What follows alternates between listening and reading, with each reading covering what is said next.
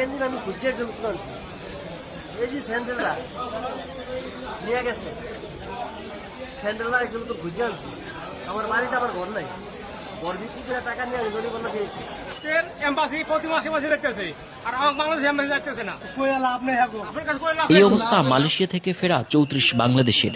দেশে ফিরে বিমানবন্দরে তাদের চোখের কোণে জল। এখন নিঃস্ব, হাতে নেই বাড়ি ফেরার টাকাটাও। আর 7,000 রিঙ্গিত দিছি, তো আমি খালি হাতে আই, আমরা বাইসে আইতে পারছি। যারা জেনে যুগের পর যুগ করে রয়েছে জেলখানায়, হ্যাঁ কি অবস্থা কর। 4.5 থেকে 5 লাখ টাকা খরচ করে মালয়েশিয়ায় পৌঁছে প্রতারণার শিকার। যে কাজের জন্য গিয়েছিলেন সেই কাজ নয়, অন্য কাজে দেয়া হয়, তারপর পুলিশের হাতে।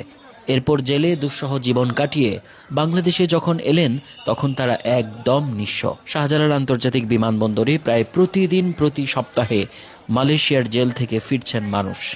এমন অবস্থায় তাদের পাশে দাঁড়ায় ব্রাক। পরিবহন সহায়তা এবং খাদ্য সহায়তা দিচ্ছি প্রাইমারিলি।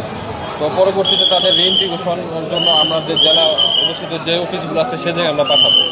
ওই জায়গা থেকে পরবর্তীতে তারা যাতে আবার কোনো ব্যবসা করে। এক একজন কত করে পাচ্ছে? এটা দূরত্ব অনুযায়ী জেলা 2,000 থেকে শুরু করে 4,000। কি কি দিচ্ছেন এখানে?